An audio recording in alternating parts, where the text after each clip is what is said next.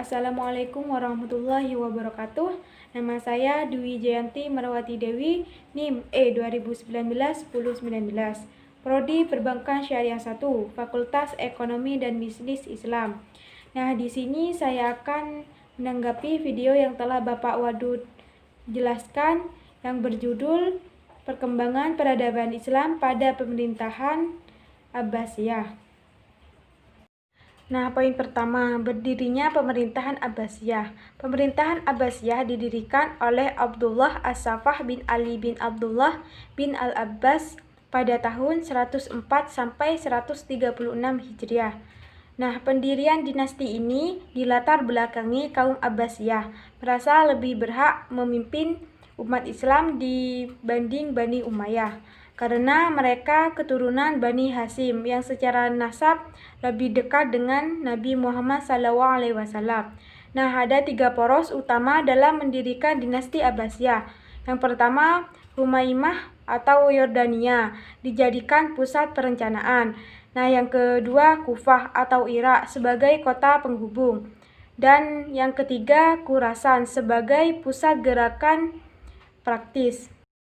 Nah, poin kedua, Khalifah Dinasti Abbasiyah.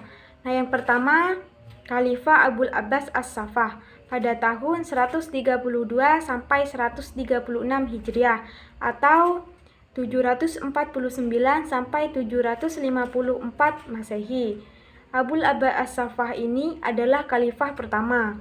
Ia mendapatkan gelar As-Saffah karena ia menjadi pengancam bagi orang yang menentangnya, khususnya Bani Umayyah dan para pengikutnya. Nah, yang kedua, Khalifah Abu Ja'far Al-Mansur pada tahun 136 sampai 158 Hijriah atau 754 sampai 775 Masehi.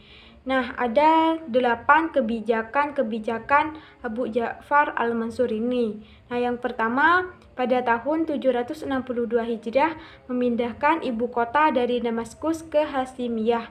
Kemudian dipindahkan lagi ke Baghdad, dekat Ctesiphon, bekas ibu kota Persia. Nah, yang kedua, membentuk lembaga protokol negara dan sekretaris negara. Yang ketiga, membentuk kepolisian negara dan membenahi angkatan bersenjata. Yang keempat, mengangkat sejumlah personil untuk menduduki jabatan di lembaga eksekutif dan yudikatif. Yang kelima, di bidang pemerintahan, membentuk tradisi baru dengan mengangkut wazir sebagai koordinator departemen. Yang keenam, menunjuk Muhammad bin Abdurrahman sebagai hakim.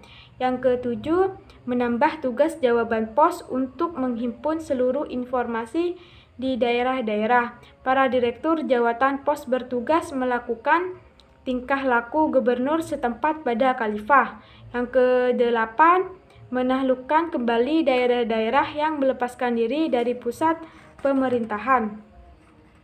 Nah, yang ketiga, Abu Ja'far Harun Ar-Rasyid pada tahun 170 sampai 193 Hijriah atau 786 sampai 809 Masehi.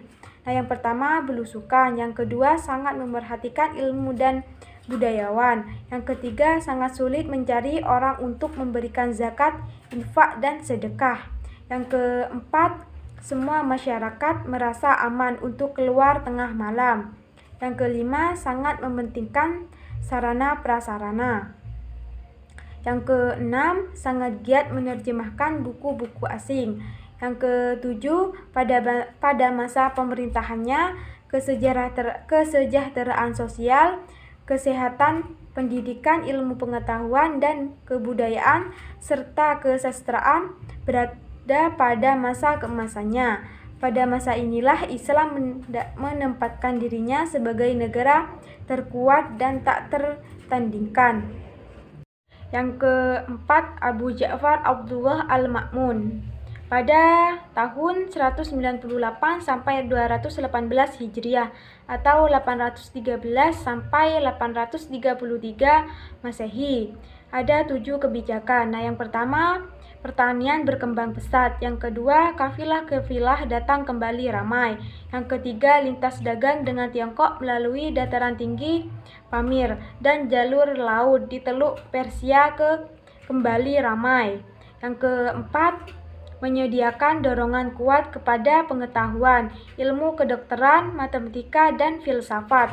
Yang kelima, menerjemahkan buku-buku Plato dan Aristoteles. Yang keenam, pernah mengirim utusan kepada Raja Roma, Leo Armenia, untuk mendapatkan karya ilmiah Yunani kuno dan diterjemahkan kepada bahasa Arab. Yang ketujuh, wilayah Islam terus bertumbuh. Nah, poin ketiga, runtuhnya pemerintahan Abbasiyah. Nah, runtuhnya pemerintahan Abbasiyah ini ada 2 faktor. Yang pertama, faktor internal, yang kedua, faktor eksternal. Nah, yang poin pertama, faktor internal. Faktor internal ini terdiri dari 5 faktor. Yang pertama, mayoritas Khalifah Abbasiyah periode akhir lebih mementingkan urusan pribadi dan melalaikan tugas dan kewajiban mereka terhadap negara. Yang kedua, luasnya wilayah kekuasaan kerajaan Abbasiyah, sementara komunikasi pusat dengan daerah sulit dilakukan. Yang ketiga, permusuhan antar kelompok suku dan kelompok agama. Yang keempat, merajalelanya korupsi di kalangan pejabat kerajaan. Yang kelima, semakin kuatnya pengaruh keturunan Turki mengakibatkan kelompok Arab dan Persia menaruh kecemburuan atas posisi mereka. Nah, yang poin kedua, faktor eksternal. Nah, yang pertama, perang salib yang berlangsung beberapa gelombang dan menelan banyak korban. Yang kedua, penyerbuan tentara Mongol di bawah pimpinan Hulagu Khan yang menghancurkan Baghdad. Yang ketiga, munculnya kerajaan Safawiyah di Iran, kerajaan Utsmani di Turki, dan kerajaan Mughal di India.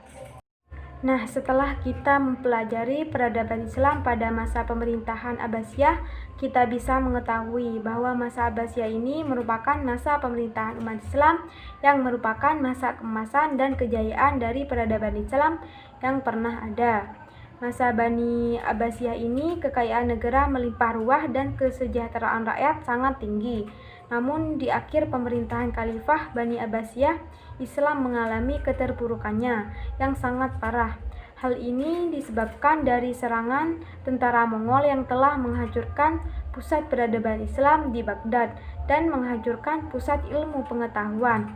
Nah, sekian tanggapan dari saya. Apabila ada tutur kata yang salah, saya mohon maaf. Wassalamualaikum warahmatullahi wabarakatuh.